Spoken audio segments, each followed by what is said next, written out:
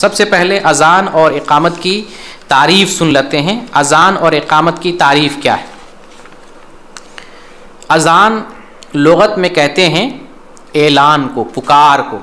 اذان کا مطلب لغت میں، ڈکشنری میں پکار کو۔ جیسے سورہ توبہ میں اللہ کا فرمان ہے وَأَذَانٌ مِّنَ اللَّهِ وَرَسُولِهِ، اور یہ اللہ اور اس کے رسول کی طرف سے اعلان ہے۔ اذان من اللہ ورسولہ، یہ اللہ اس کے رسول کی طرف سے اعلان ہے۔ تو اعلان کے معنی میں لغت میں اذان کا استعمال ہوتا ہے۔ شریعت میں اذان کہتے ہیں مخصوص الفاظ کے ذریعے نماز کے وقت داخل ہونے کی خبر دینا یا اعلان کرنا کہ نماز کا وقت ہو رہا ہے، اس بات کی خبر دینا۔ کیسے خبر دینا؟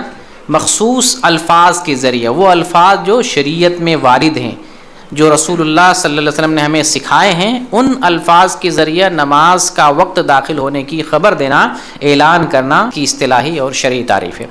اور اقامت کہتے ہیں، اقامت سے اقامت مصدر ہے، اس کا لغوی معنی ہے بیٹھے ہوئے کو کھڑا کرنا۔ جو آدمی بیٹھا ہوا ہے اس کو اقامت میں کیا کرتے ہیں؟ کھڑا کرتے ہیں۔ یہ لغوی تعریف ہے۔ شریعت میں ہے مخصوص ذکر یا مخصوص الفاظ کے ذریعہ نماز کے لیے کھڑے ہونے کا اعلان کرنا، جیسے کہ شریعت میں وارد ہے، یعنی ان الفاظ کے ذریعہ جو رسول اللہ صلی اللہ علیہ وسلم نے ہمیں سکھائے ہیں، ان مخصوص الفاظ کے ذریعہ بیٹھے ہوئے لوگوں کو نماز کے لیے کھڑا کرنا، نماز پڑھنے کے لیے تیار کرنا، نماز کھڑی کرنے کے لیے اعلان کرنا۔ یہ ہے شرعی اور اصطلاحی تعریف اقامت کی۔ اب جانتے ہیں نماز، اذان اور اقامت کا حکم۔ اذان اور اقامت کا حکم کیا ہے شریعت میں؟ یہ جو اذان دی جاتی ہے یا نماز کے لیے ہم اقامت کہتے ہیں، شریعت میں اس کا حکم کیا ہے؟ شریعت میں اذان اور اقامت مردوں کے حق میں 5 نمازوں کے لیے مشروع ہے، مسنون ہے۔ 5 نمازوں کے لیے فقط، 5 نمازوں کے علاوہ دیگر اور کسی نماز کے لیے اذان نہیں ہے۔ اس کی تھوڑی سی وضاحت کرتے ہیں۔ اللہ تعالیٰ نے ہمارے لیے 5 وقت کی نمازیں فرض کی ہیں۔ فجر کی نماز، ظہر کی نماز، عصر کی نماز، مغرب کی نماز، عشاء کی نماز۔ ان 5 نمازوں کی طرف بلایا جائے گا مردوں کو اذان کے ذریعے۔ ان 5 نمازوں کے علاوہ اور بھی نمازیں، وتر کی نماز رات کی آخری نماز ہے، تہجد کی نماز ہے، جنازے کی نماز ہے، اشراق کی نماز ہے، چاشت پڑھتے ہیں، اوابین پڑھتے ہیں، اسی طرح سے تحیۃ المسجد پڑھتے ہیں، سنت الوضو پڑھتے ہیں، بہت ساری نمازیں ہیں۔ ان نمازوں کے لیے اذان نہیں دی جائے گی، صرف 5 نمازوں کے لیے اذان دی جائے گی۔ اور یہ اذان کس کے حق میں ہے؟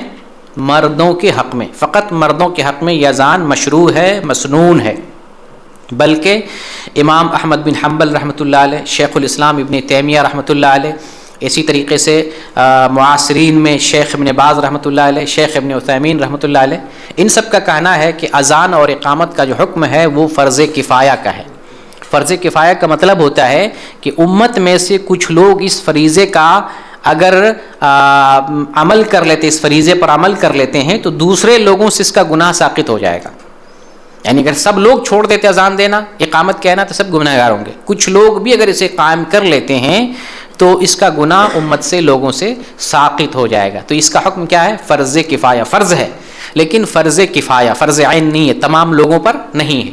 فرض کفایہ کچھ لوگوں پر، لیکن پھر بھی اسلام کے شعائر میں سے، اذان کے ذریعے اسلام کی اور ہماری پہچان ہوتی ہے، ہماری عبادت کی کا اعلان ہوتا ہے لوگوں کی طرف، اللہ کے دین کی طرف، اللہ کی عبادت کی طرف اذان کے ذریعے بلایا جاتا ہے۔ اس لیے اس شاعر کا اظہار کرنا، جس پر عمل کرنا چاہیے، اذان دینا چاہیے اور اقامت کہنا چاہیے۔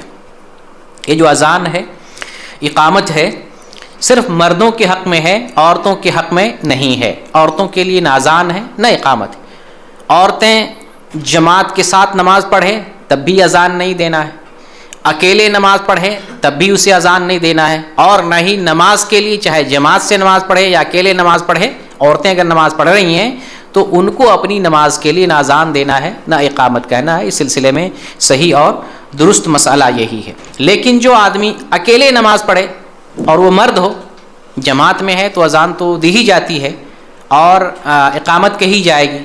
اگر کوئی آدمی کسی جگہ پہ ہے، اکیلے ہے، یا نماز چھوٹ گئی تھی، اکیلے نماز پڑھے گا فریضہ، ایسی صورت میں اذان اور اقامت کا کیا مسئلہ ہے؟ تو اگر کوئی منفرد آدمی ہے، اذان نہیں دی گئی ہے، اذان نہیں دیا وہاں پر کسی نے، تو اپنی جگہ پر اکیلا آدمی بھی اذان دے سکتا ہے، دینا چاہیے، اور اقامت کہہ کر کے نماز پڑھنی چاہیے۔ اور اگر مسجد میں جماعت ہو گئی، اکیلا آدمی اس کا فریضہ چھوٹا ہوا ہے، تو اسے اقامت کہہ کر کے اپنی نماز پڑھنی چاہیے۔ بہرکیف منفرد کے لیے بھی اذان دینا اور اقامت کہنا مسنون ہے، منفرد کے حق میں بھی۔ ایک حدیث آتی ہے، سنن نسائی کی حدیث ہے، 667 نمبر کی حدیث ہے۔ اس میں رسول اللہ صلی اللہ علیہ وسلم فرماتے ہیں کہ تمہارا رب اس بکری کے چرواہے سے بڑا خوش ہوتا ہے۔ حدیث سنیں، پیاری حدیث ہے۔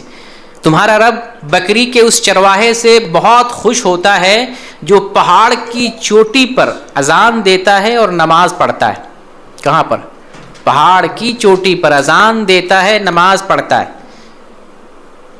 اور اللہ رب العالمین فرماتا ہے دیکھو میرے اس بندے کو، دیکھو یہ اکیلے نماز پڑھ رہا، اذان دے رہا ہے اور نماز پڑھ رہا ہے، دیکھو یہ مجھ سے ڈرتا ہے، میں نے اسے بخش دیا اور میں نے اسے جنت میں داخل کر دیا۔